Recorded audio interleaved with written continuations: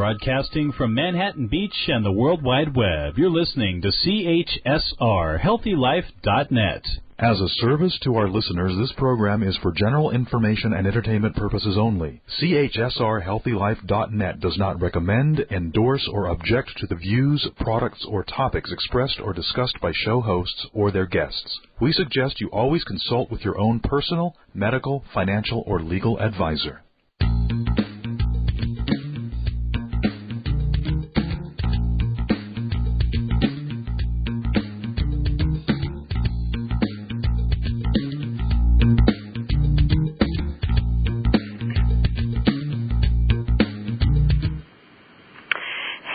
And welcome back to the Dr. Theresa Nicassio Show. This is a place of inspiration, education, and hope for a kinder, healthier, and more sustainable world. On this show, we have the privilege of hearing from local and international thought leaders who share their wisdom about some of the toughest health, environmental, and social issues we're facing today. But before delving further into today's show, I'd like to express my heartfelt gratitude for the generosity of our wonderful show sponsor, New Roots Herbal, for supporting the vision of helping the world be a better place by supporting this very special program. To learn more about New Roots Herbal and their terrific GMO-free products and services, visit newrootsherbal.com. And if you'd like to also have the opportunity to share your products or services with my terrific audience of over 350,000 monthly listeners, contact me directly through my TheresaNicassio.com website. In honor of the Universal Declaration of Human Rights that was adopted by the United Nations in 1948, I'd like to dedicate today's program to Human Rights Day. It was just, 3 days ago, I guess? Perfect. As you'll soon discover, everything about this important day, Human Rights Day, is surprisingly relevant to the story of today's featured guest. And as we launch into our Alternative Health series, today we're starting, it's going to be an amazing series. You won't need to look too far to notice the human rights issues that are inherently relevant to patient rights in our healthcare system and also related to the basic right for untainted food and water that nourishes instead of harms our bodies and our minds. And, of course, as a mental health professional, I don't like us to forget the minds part. And carrying on with that, be sure to join us next time when we will be continuing our Alternative Health series with the incredible honor to have with us world-renowned senior MIT research scientist, Dr. Stephanie Seneff, with us here. She's going to be talking about how glyphosate destroys your gut. You're hearing a lot about glyphosate these days, Roundup, and we're going to be hearing a whole lot more. And the information she'll be sharing is going to literally blow your socks off, both related to the impact of the negative impact of the commonly used toxic herbicide on our health, but also the less talked about micronutrient deficiencies they can cause that also play a crucial role in health and disease. And I think I mentioned to you just another, maybe a recent show. If I didn't, I will be talking more about the whole impact of and the whole study of nutritional psychology and nutritional psychiatry. It is huge, folks. It is huge. And what our guest today, I gave a little sneak there, he's going to be talking about is also going to be alluding to that. Anyway, this show with Stephanie as well is going to be a game changer in your life and in the lives of those you love. It's going to be an amazing and meaningful way to kick off the new year. For today's show, again, you got a little primer, little prep there. We're talking about total sexy health, bringing together everything that this program is about, because we talk about health, social justice, and the environment. And so with us here today, you heard his laughter in the background. We have none other than the founder of Udo's Choice, Dr. Udo Erasmus. talking about his life journey from surviving World War II and later as a refugee from Poland to discovering the many gifts of our great planet. In 1967, I was blown away to learn that Udo gained international recognition way back then by publishing one of his research papers in one of the world's most prestigious peer-reviewed journals, Proceedings of the National Academy of Sciences. Seriously, this is no small thing, guys. And he has made it his life work to use his scientific knowledge with his degrees in honors zoology, genetics, biochemistry, psychology, and if that wasn't enough, also nutrition, to help millions around the world. And that's you and me, folks. We are all benefiting from Udo's story. He is renowned for his leadership in the world of nutrition, for his discovery of flax and other omega-rich oils.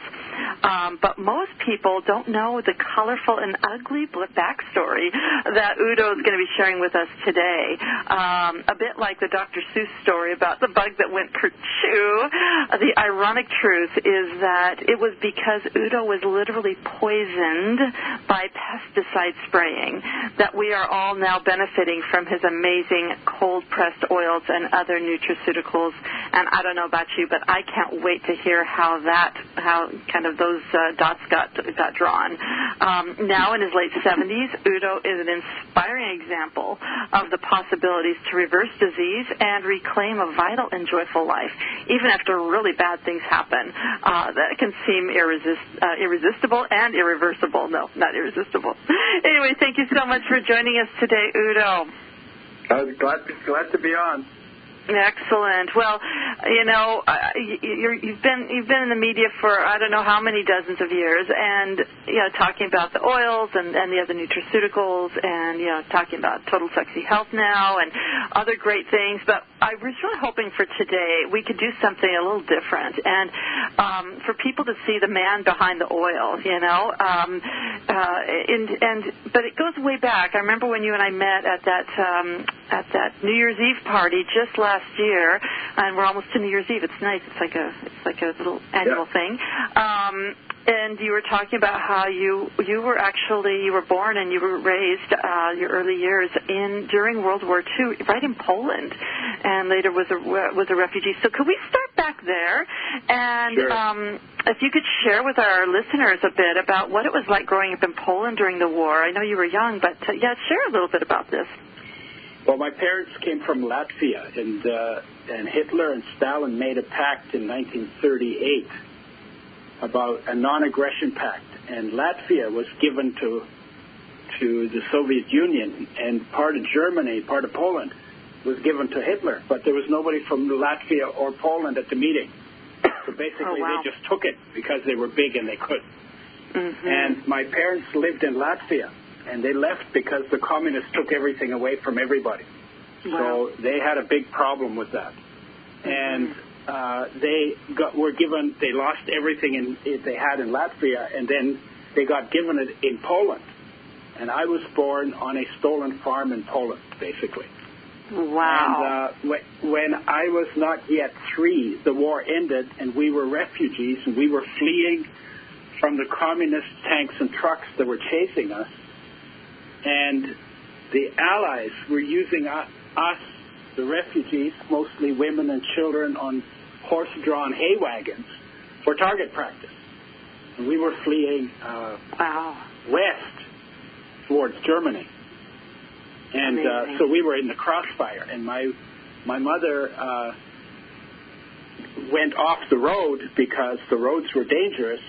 She went through the fields, but she had 6 kids with her, all of them 6 and under, and she left 4 of them behind and took 2 and walked through the field. And eventually we got reunited. I got left behind. So I don't remember so much other than anxiety, fear, terror, hunger, just like emotions, the feelings. Yeah, and was your dad with you as well, or was it just your mom trying to rescue? No, she was by herself. He was in the war. Oh, my gosh. So he was in the war still. and you guys went hiding. And how long were you and because there were 6 of you and 4 of you were left behind for a bit. Right. Who was overseeing you, and then how long until you were reunited? Well, we got dropped off at a farm with a farmer that she had never met, but she had to get off the road. Mm-hmm. And he then took us back to Berlin to relatives, but they had already fled too. So we got dropped off in an orphanage. And then her sister went back there, which was now behind enemy lines. And because she was fluent in Russian and German, she was able to get us and eventually reunite us. I don't know how long it was, maybe 2 weeks, 3 weeks, I don't know. But, Amazing. It's a pretty strange story. And and were you the youngest of the 6 kids then, or were you somewhere else in the... I was, 2 of them were orphans whose parents had died during the war, and 4 were her kids. I was the youngest of her 4 kids. Yeah. Wow. So, and I grew up very shy and very, very inward. I did a lot of reading because books were safe. I never thought of the world as a safe place for many, many years. Yeah, and it's part of the reason why I became studious. But I was also, when I was 6, we were in Germany, and the adults were arguing about things that I thought were really trivial. And I thought, when I watched it, I said, there must be a better way to live, and I'm going to find out how. And that's been basically my driver all my life. That's where that's behind the oil. That's behind the stuff that I'm doing now, Total Sexy Health. It took me 69 years to write Total Sexy Health, starting from that day. Wow. Basically talking about nature, human nature, and health. Yeah. And how, when we live in line with all of those, we can live an amazing life given whatever genetic, whatever genetic program we have that tells us how long we can live. But we can live healthy because most of our illnesses and our problems come from living out of line with something. Right. And so that's the short story of the long story. Well, there's a lot of the stories in the stories. So you were 3. Okay, so you were 3 when you guys escaped, when you fled Poland. Yeah. Initially, and then you were 6. You ended up in an orphanage, and then when you were 6, you returned to Poland. Is that what you're saying? No. We got reunited in Germany. In Germany, okay. Germany till I was 10, and then we emigrated to Canada. Okay, so you were in Germany when, and that was through the war then. End of the war. The flight from Poland was at the end of the war. Yeah. Okay, so that was when you were 3. War ended. Before 3, yeah. Yeah. Okay. And then, did your dad ever reunite with you?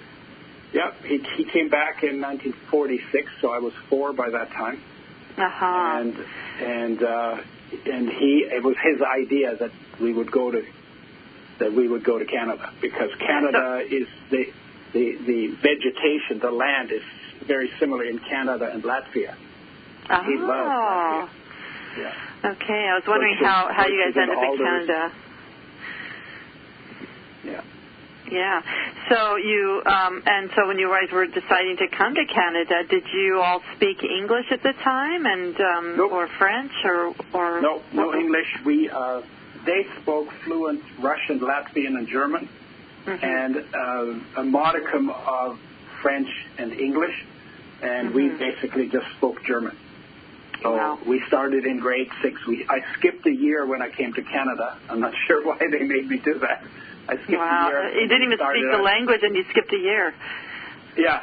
And I remember the first sentence we heard was a teacher with a blue jacket, and he pulled one of those HB pencils out of his pocket, held it up, and he said, "This is a pencil." Wow. That was my first sentence in English that I learned. Wow, it was total immersion for you.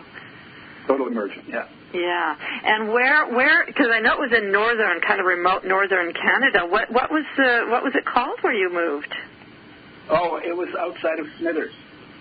Oh, really? Prince Rupert, and it was 15 miles out of Smithers, and it was 112 acres of bushland that he bought for $960. And we then cleared 40 acres by hand and by horse. And we didn't have electricity, no radio. He just had a German newspaper that he got every week, and he would read the whole thing cover to cover, and then he'd get up, fold the newspaper, get up, walk into the middle of the living room, and say to nobody in particular, "The world stinks." because my parents they went through the First World War, then the Bolshevik Revolution, then the Depression, and then the Second World War. That was their life in Europe. Right. They were so happy to be living in the bush with nothing. Oh my gosh! And had he worked, or your parents worked in agriculture when they were in Latvia before, or was this all new for them? My father had a farm in Latvia. It was like a going concern, not bushland farm. And he was trained in farming. People went to school for that, and so it was not it's not like if you can't do anything else, be a farmer. It was had a little bit more class than that. And then he was given a farm in Poland, and the man who owned the farm in Poland became his farmhand during the war. Amazing. And, they managed to have a reasonable relationship given the circumstances. Yeah. And the little bit that I could gather, it seems like your life on the farm, you and 5 siblings and your parents, and in a very small town. Pardon? 4 siblings, yeah. 4 siblings. So you said there were 6 of you. 2 of them were orphans from other parents. And did all the orphans come with you as well and they become siblings too? I have no idea what happened to them. Oh, so it was just the 4 of you that came to Canada, the kids. And then I got a brother. I got a brother after my father came home. So okay. Wow. Yeah. Wow. So talk about some losses too, because you had these siblings, or the orphans who became your siblings, and then in and out of your life, and no wonder you got interested in psychology as well. And Adlerian, if not of all things, of course. So share with our listeners a little bit about life on the farm, because I was just envisioning this cute little Udo, some of the funny things you did, and some of the wonderful things you did, and I see that as also really a big part of who you are now. And can you share a little bit about what that was like for you, and what you learned about the world in that place with no electricity, no radio, nothing, but just living on the land? Yeah, and I liked being out in nature a lot. Not too far because there were bears and things. But I was wondering about that too, the wildcats and the bears, yeah. But out of earshot of my parents, because they were pretty strict. And I was always experimenting with things, and I was always getting myself in trouble because. Were you? Oh yeah, all the time. Share an example with all of us of one of those times. The example that they reminded me of pretty much every year. One year we had a Christmas tree, and we had apples hanging on the Christmas tree, and we had little, those glass bulbs, right? Right. So I took the apple and the glass bulb and banged them together because I wanted to see which one was harder. And of course, the glass bulb broke. Right, of course.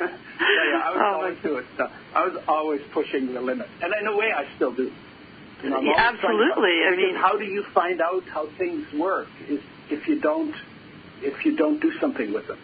Yeah. There was a lot of things I learned that I didn't believe were true, and I would always test things to find out, is it really true or not? My parents told us to question everything because they had come out of this really crazy century, and and so they said, don't believe everything you hear, because there's a lot of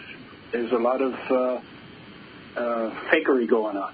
And so how do you know what's really true if you don't experiment with it? So science is perfect for me. Well, that's the nature.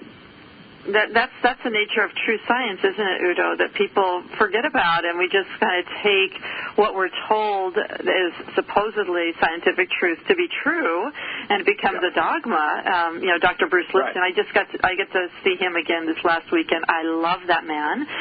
Maybe one day we'll get to have him on the show. He's brilliant, but it takes a lot of courage to challenge the status quo of thoughts, even in the scientific and even health and food communities. And especially now, because science now has so much potential for making money that people will cheat. Even the researchers will cheat for their grants. And in the area that I'm most familiar with, which is the area of fats, I know all the tricks people play and how they set up. If you understand how the scientific method works, you can use the scientific method to prove anything you want to prove in any direction you want to prove it. All you have to do is set the parameters of the experiment in a way that gives you the results that you're looking for. And people do that. And people do that. And the more it becomes a money turf, because there was a time when people did science out of, they were usually well-to-do people who had leisure on their hands, and they just were interested in things because of that. Mm-hmm. Well, the more it becomes money turf, the more science is done with agendas. Yeah. And of course, when you have an agenda that you bring to it, it changes the results you're going to get, or at least the results you're going to notice, because you're not going to notice what doesn't serve your agenda. Or the parts of the results that you choose to report, right? Of course, and there's a lot of that. Yeah, if you get absolutely. An experiment that doesn't show what you want, then you bury it someplace. Right, or you just throw out that part of the data because it falls outside the expected realm. When I learned, I forget which guy was a very famous psychologist. I'm blocking on his name. The solution-focused fellow, possibilitarian fellow. Anyway, he was talking about how the research with the learned helplessness with the dogs that were in the cages, and what they discovered how the dogs were getting shocked, right? And how over time the dogs stopped fighting and crying even when they were being shocked. And how, but it turns out, I didn't find out till like 15 years ago, that it turns out that there was a few of those dogs that actually never stopped trying to escape. But they threw out that data because it didn't fit in. And so later someone was saying, hey, wait a minute, we need to look at what happened with those dogs. Those are the ones we want to study because there was something about them that we want to relish and we want to learn from.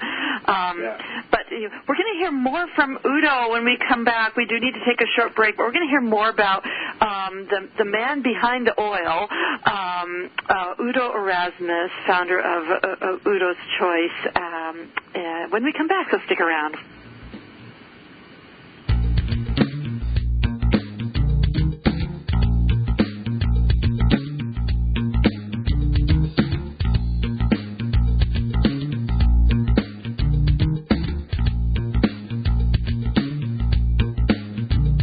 Acidophilus Ultra from New Roots Herbal is your go-to product for great health. To maintain potency, Acidophilus Ultra is protected by a natural water-based enteric coating. This daily probiotic supports your health in so many ways. It helps boost your immune system, aids digestion and bloating, and that's just for starters. So remember the name, Acidophilus Ultra from New Roots Herbal. Get some now. To find a store near you, visit newrootsherbal.com. That's newrootsherbal.com. Audiobooks gives you instant access to over 50,000 of the best sellers and hottest book titles in romance, mystery, fiction, and many other genres. Just visit HealthyLife.net's advertiser page and click on Audiobooks to get started. YumFoodForLiving.com is the place to get easy, allergy-free recipes, all free of sugar, gluten, and dairy. But that's not all you'll get when you visit YumFoodForLiving.com. You'll get resources for all kinds of things like wellness articles, videos, podcasts, a blog, all to help you create easy, healthy living. There's even a 50-page downloadable book introducing you to the philosophy of Yum. Don't wait. Visit yumfoodforliving.com. Yumfoodforliving.com. That's yumfoodforliving.com. If you like to spend your television viewing time learning about some of the things that you may have missed in history class, or if history was your favorite subject, then you should check out the link to the History Channel on the HealthyLife.net advertiser page.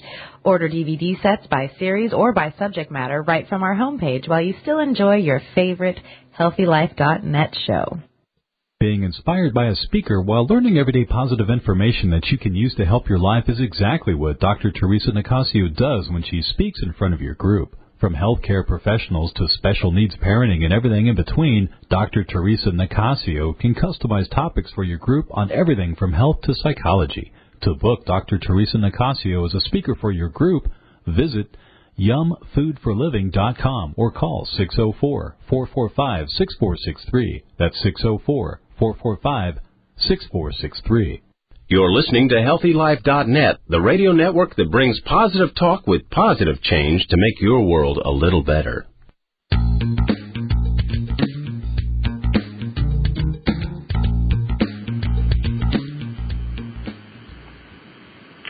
Welcome back to the Dr. Theresa Nicassio Show. If you're just tuning in, we're here with a health pioneer, Udo Erasmus, talking about his life journey and how pesticide poisoning, we're going to get to that soon. I can't wait. That sounds kind of twisted, but that's okay.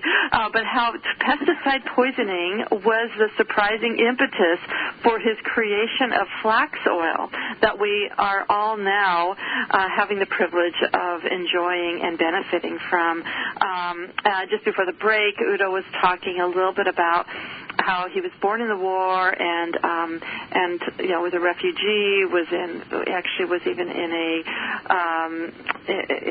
an orphanage for a while, and you know, ups and downs that were very, very difficult to start with. And when he was 10 years old, the family uprooted because they had been in Poland and then had been in Germany then through the rest of the war and after the war rather, and then they came to Canada just outside of Smithers, British Columbia, and had a big plot of land. Dad had been a farmer, and but they lived a very simple life, no electricity, no radio, but they just connected with the land. And so Udo's this curious little tyke, and Udo, you talked in somewhere where I read, I think, about how you would go out in nature and just really connected with nature. And there was a story about spiders that I recall. Can you share a little bit about that? Oh, yeah. Well, that was another one of those childhood stories. I was, and this was actually came out of Germany, so I was probably 6 or 7. Oh, so when you were younger, yeah. So I come back to the house. My father is a farmhand on that farm. And he says, well, where are you guys? I said, playing on the meadow. He says, did you see the cows? And I said, no, but there was this little spider, because I was like my head in the grass and watching this little red spider going up and down blades of grass, going through the... So I didn't see the cows, but I saw the spider.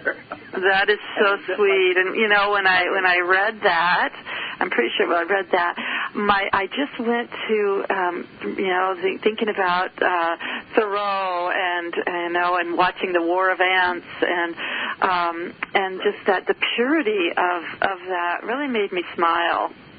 Yeah, and the thing is it's about focus. It's like. I know, like, I'm really good at focusing when I focus. So I'll be sitting at my kitchen table, and the doorbell is maybe 4 feet behind my ears, and somebody will ring the doorbell. And if I'm focused on something that I'm doing, I won't hear the doorbell. Yeah, wow. Yeah, so, and in a way, the spider in the grass was like that, too, right? I was focused on the spider, and I was like that, what you focus on becomes your whole world. That's what you get exactly. To know. So focus determines where we end up, simply because that's where we learn what the world is. Yeah. And so in addition to being a natural young scientist, you were also a natural young meditator in being able to do that focus and in focusing your mind on different things which got into, you end up studying. I can't believe anybody got as many degrees as you have. But one other little story I'm just curious about is something about collecting skulls of animals. What was that about? Oh, I had a summer job when I was going to university at UBC, University of British Columbia.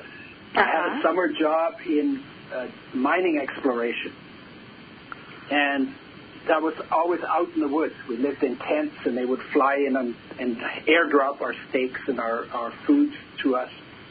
And at one point, we had a cache with food in it, and a wolverine got in and started stealing the food, and the cook shot the wolverine.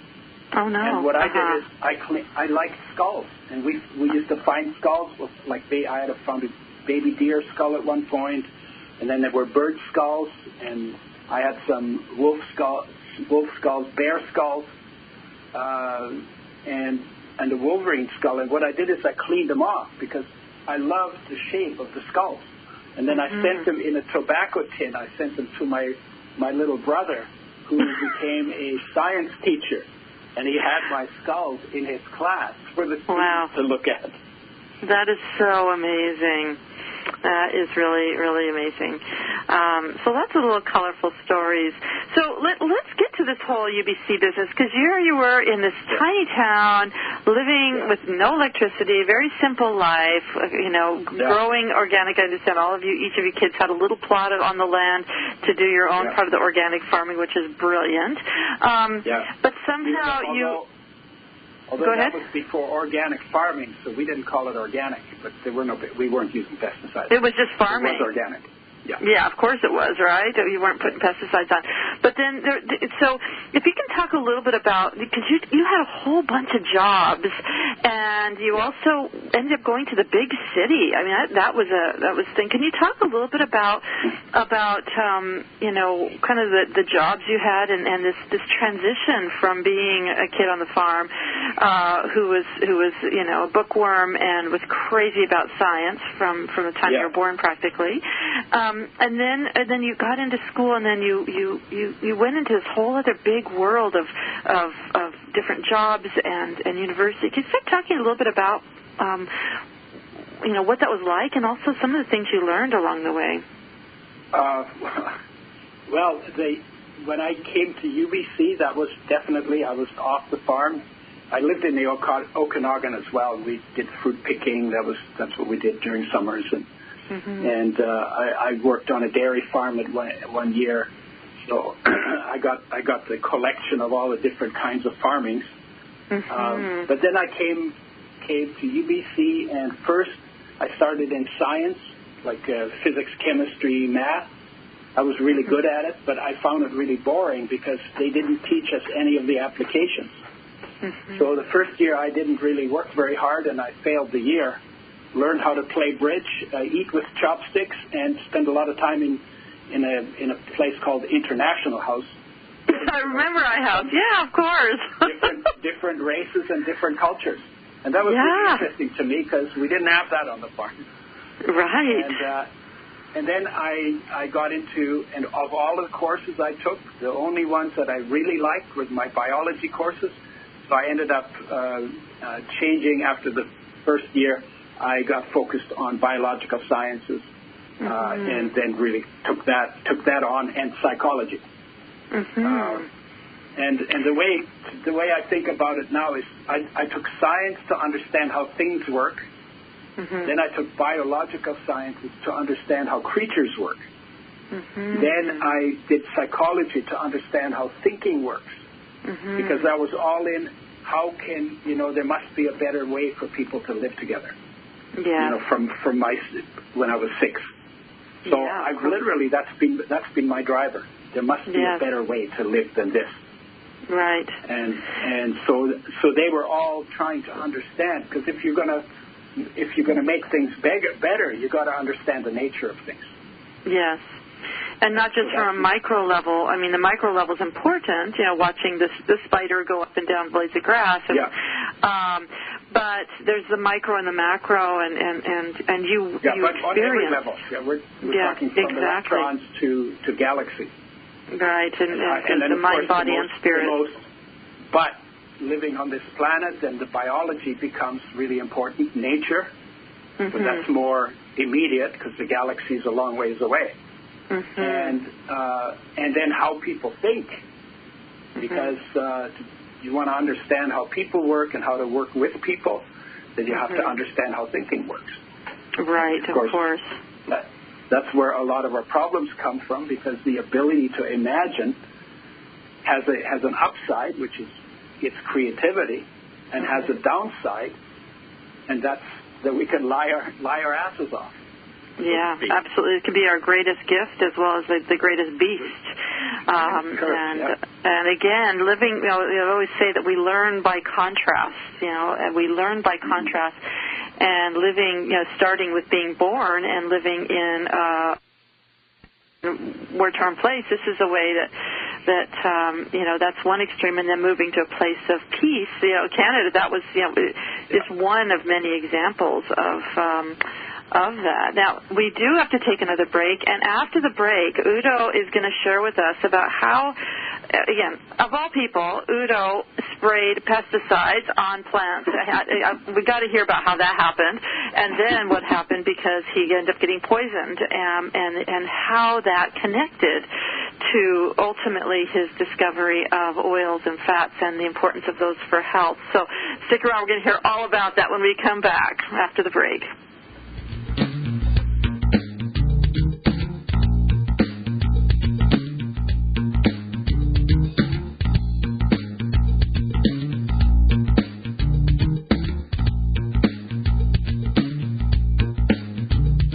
There's a book that makes it so easy to embrace a healthy, gluten-free lifestyle, even kids will like it. Filled with heartwarming stories, food as medicine health tips, easy allergy-free recipes, and creative culinary inventions, the award-winning book Yum by Dr. Theresa Nicassio is your source for all of this and more. So make gluten-free living easy, tasty, and fun. Get Yum, plant-based recipes for a gluten-free diet at Amazon.com. Or visit yumfoodforliving.com. That's yumfoodforliving.com. You have too little time to shop, so try Farm Fresh to You. They deliver organic food the way nature intended, delivered straight to your home or office, economically. Visit our web advertiser page and click on Farm Fresh to You now.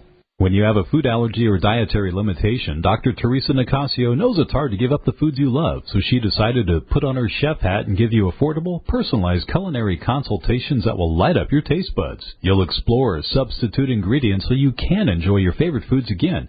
She'll even help you make food preparation easy and guide you on your path to healthy living. And to get started, all you have to do is call 604-445-6463. That's 604-445-6463. If you're not in the U.S., listen up. SureTrader is one of the most trusted and reliable names in share trading. With 6-to-1 leverage and other perks, SureTrade is the best for penny stocks and day trades. To find out more, visit our advertiser page and click on the SureTrader banner. YumFoodForLiving.com is the place to get easy, allergy-free recipes, all free of sugar, gluten, and dairy. But that's not all you'll get when you visit YumFoodForLiving.com. You'll get resources for all kinds of things like wellness articles, videos, podcasts, a blog, all to help you create easy, healthy living. There's even a 50-page downloadable book introducing you to the philosophy of Yum. Don't wait. Visit YumFoodForLiving.com. YumFoodForLiving.com. That's YumFoodForLiving.com. HealthyLife.net, the positive radio network.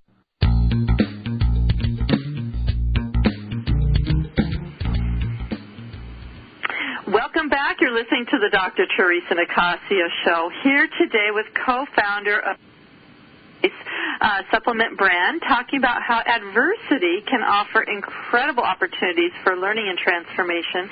And as I mentioned just before the Udo's going to talk with us about how he, it just is kind of mind-blowing, how he got into spraying pesticides and then became poisoned, and then used his brilliance, his curiosity, his scientific curiosity, and somehow figured out a connection with oils and fats. I cannot wait to hear all about this. So, Udo, let's start with how the heck did you end up spraying pesticides? What after growing up on, After I left university, I started taking all kinds of blue-collar jobs because I wanted to know what it felt like to be in the shoes of the people who did those jobs. And it wasn't like this was not a career path, at least the way I thought about it, but I just wanted to know, what's it like to be a fisherman? What's it like to be a logger? What's it like to be working in the mines? So I did all kinds of jobs like that. And I had a gardening job, and part of the gardening job is I got a pesticide sprayer's license. I got 99.5% on the exam. And then I ended up with then my marriage broke up. We had 3 kids, and it's a long story, but my marriage broke up, and I was really upset, and I wanted to kill something. So I took a full-time job as a pesticide sprayer. Seriously, really careless. Used to walk across over the lawns I sprayed till the skin peeled off the bottom of my feet. So then I wore rubber boots. It was a summer job, and I liked to get a tan, so I did it in a bathing suit and rubber boots. Oh, my God. And after 3 years of doing that, I got poisoned by the pesticides I sprayed. It's like a predictable outcome. What you put out comes back. And I went to the doctor. Doctor said, we don't have anything for pesticide poisoning. And because I had the background in biochemistry and genetics, and I understood science, biological sciences pretty well, and I had taken a year of medicine but gone back to biological sciences because I learned more about health in biological sciences than in medicine.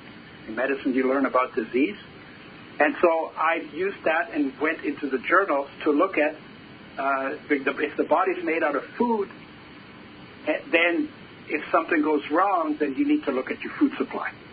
Mm-hmm. So that was the idea. So I started looking at health and nutrition, disease and nutrition in Medline, the big database, 16 million studies in it, and discovered how much damage is done to oils when they're being processed as well as when they're being used. They're our most sensitive nutrients. They're damaged by light, oxygen, and heat.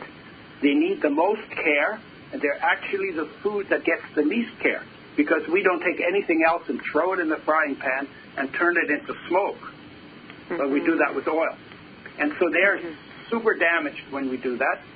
And you get maybe in the processing 1% damage, and a tablespoon of oil will give you more than 1 million damaged molecules for every one of your body's 60 trillion cells.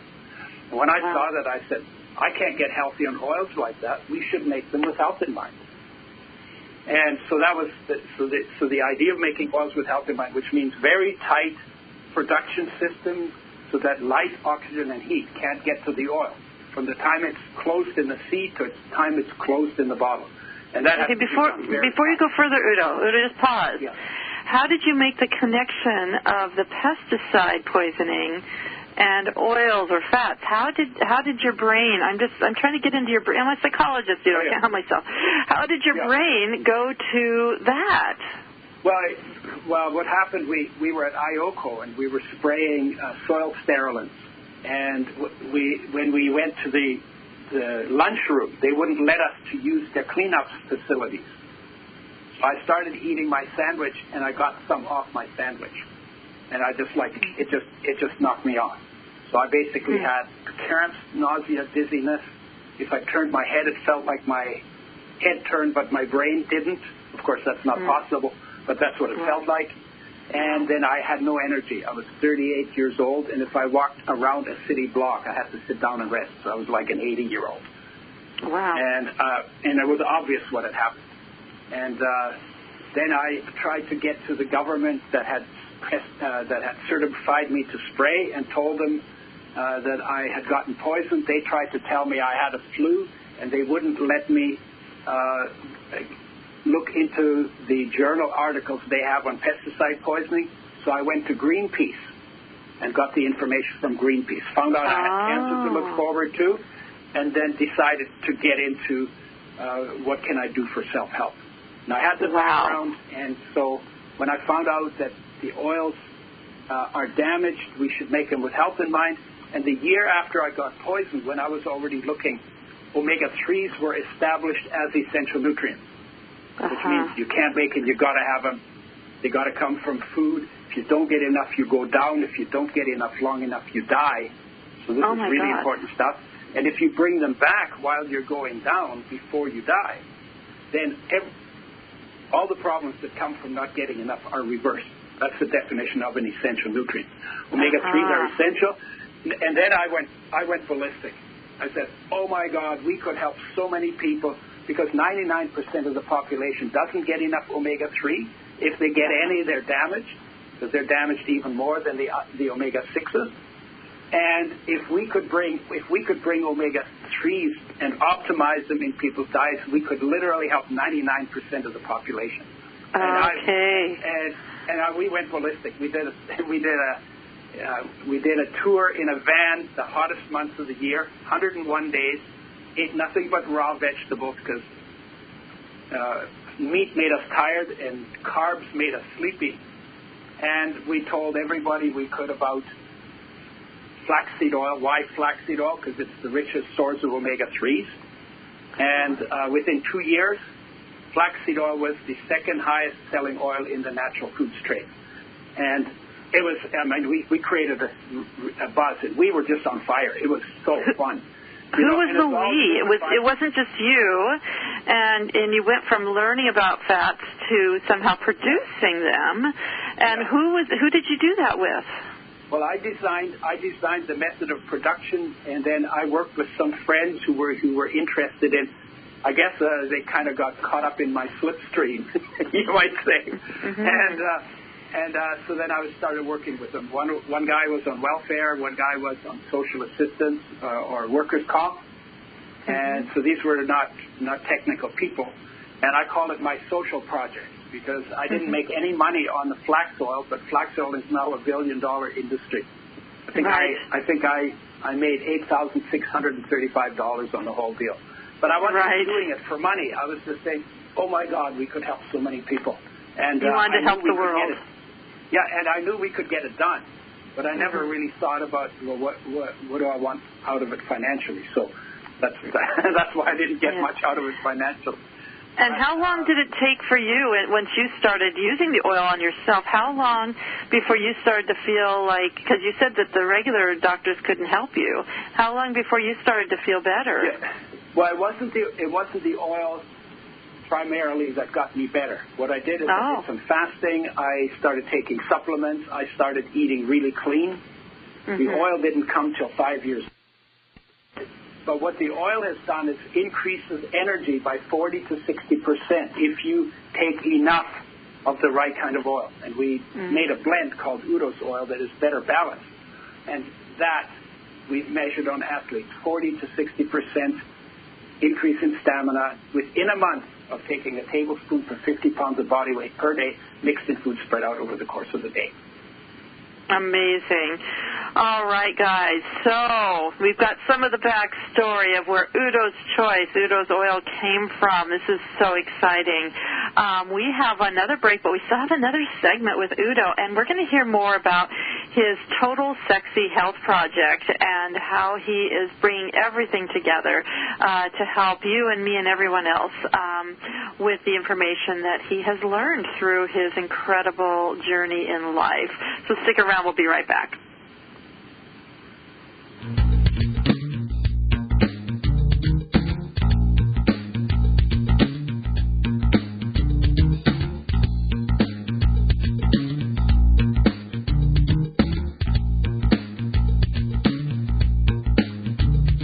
Acidophilus Ultra from New Roots Herbal is your go-to product for great health. To maintain potency, Acidophilus Ultra is protected by a natural water-based enteric coating. This daily probiotic supports your health in so many ways. It helps boost your immune system, aids digestion and bloating, and that's just for starters. So remember the name, Acidophilus Ultra from New Roots Herbal.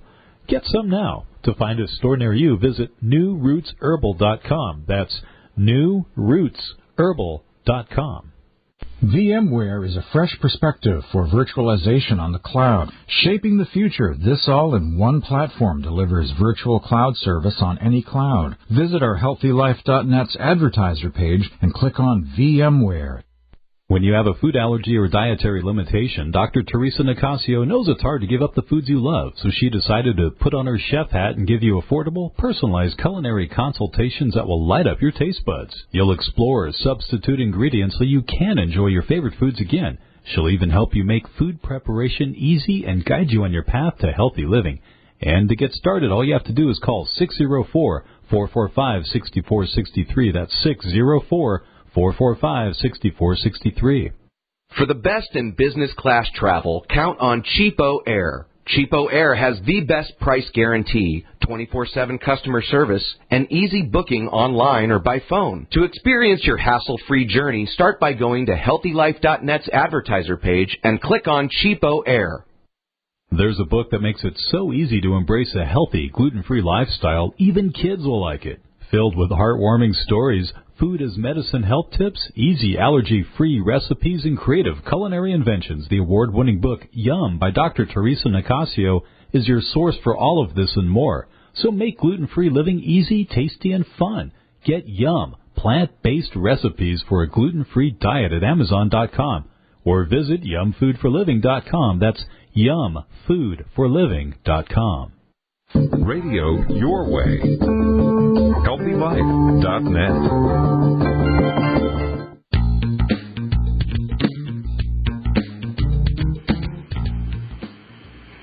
Welcome back to the Dr. Theresa Nicassio Show. We're here today with nutrition revolutionary and award-winning author of Fats That Heal, Fats That Kill, Udo Erasmus, talking about his discoveries and his newest vision for total sexy health. He says, if you've been hearing this story today, I was just telling Udo during break something I really love here. He's 77 years old, and yet I still hear the voice of the 6-year-old who is bright-eyed and bushy-tailed and so passionate about life and living and people and making a difference. So Udo, can you share with our audience, this is such an exciting part of your life, being able to culminate everything you've learned together. Yes. Talk a little bit about what your vision for total sexy health is. So total sexy health comes out of that original thought I had. There must be a better way to live, and I'm going to find out how. When I started working in health, I noticed that inspiration was as important as information, because if you didn't inspire people in what you were doing, they wouldn't put the information into practice. So then I was like, well, what else affects health? And if you really look at it, actually everything affects health. Who you hang out with affects health. What you eat affects health. How you sleep affects health. How you breathe affects health. Your posture affects your health. What the environment is like, or what you're doing to the environment affects your health. And how present you are in your own space majorly affects health. So after university, I actually did my last thing. I did science and then bioscience and then psychology. And eventually I got to self-knowledge because I actually wanted to know how I work. And so self-knowledge is you spend time with yourself, getting really quiet, discovering what there is within you. And there's a lot within it. Everything we're looking for to fulfill our lives, everything we're looking for on the outside is actually already built into us. But because we spend so much time going out through our senses and very little time going back in, most people live ignorant of that. That's where most of the solutions for the problems that humanity has in the world come from our disconnection from ourselves. When we get disconnected from the magnificence of our own lives, then we feel discontent. Then we start having negative thoughts. Then that they become negative words. Then those become destructive actions. and those have destructive consequences. And to fix that, right now we're talking about the environment a lot.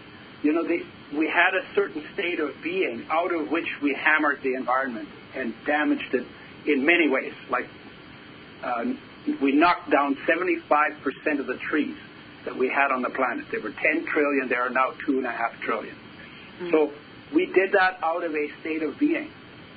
To fix all of that is not just let's just plant the trees. We won't plant them if our state of being doesn't change, because our state of being defines our perception, and it also creates our world. And so in order to fix a problem we've created, we need to first change our state of being, and then we will create a different world out of that state of being. So that's all the internal stuff. And there are three main things. One is that we're not looking at. One is internal awareness. That's like when you're looking out of your eyes, who's looking? What is the awareness that is looking? Within that awareness, our entire life unfolds. So internal awareness. The second one is life energy. That's where we get our juice from. That's where our power is. If we're in touch with our power, we have that power available. If we're not in touch with it, then, and especially then if we get tied up in thoughts in our head, especially negative thoughts in our head, then we lose our experience of our energeticness. So that's the second one. The third one is inspiration, and that just comes out of being in touch with life energy. Then there's the physical body, and we know about that. Food and fitness is what we usually talk about. That's physical body. Then there's survival smarts, how you deal with crisis, what kind of skills you have for dealing with the things that come up in normal life. Then there's the people you hang out with, social group. And social group affects your health. That's why sometimes as kids we used to yell at each other, "You make me sick!" Because we understood, even as kids, that who we hang out with and how our behavior, how our interactions affects our health. Then the seventh one is nature, planet, solar system. And then the last one is infinite awareness, or the big picture of the fact that here I am in a temporary body in an infinite universe, and knowing that I can putz around and do what I do, and at one point the body is going to fail, and life will separate from it, and to be okay with that. It's so beautiful. To live in acceptance of the facts of life. And when we live aligned to all 8 of those, then we end up having the best life. Each one needs a different kind of attention. Each one needs attention on a regular basis, goes off in a different way, responds to a different kind of intervention. Total Sexy Health is a book that's an overview of looking at that whole big picture. So be sure to check out his book, which you can find a direct link right on his page on the TheresaNicassio.com website, folks. I want to thank you, Udo, and all of you listening for joining us today and for the empowerment and remembering of who we are, Udo, on this. And I'd also like to thank, again, our wonderful show sponsor, New Roots Herbal, for making this program possible. Be sure to join us next time when we'll be continuing our Alternative Health series with Dr. Stephanie Seneff, talking about how glyphosate destroys your gut. It's going to be an amazing show, and a story. She's got a story to go with that as well. To learn more about all of our guests, Udo and everyone else we've had, and as we get more people, it just continues to grow, and the wellness resources that are all free, visit the Theresa's Wellness Hub at TheresaNicassio.com. I'm Theresa, and this has been the Dr. Theresa Nicassio Show.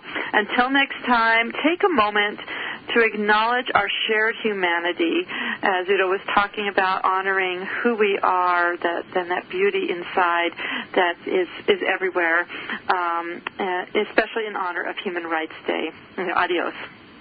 Thank you, Theresa. You're welcome, Udo. Thank you.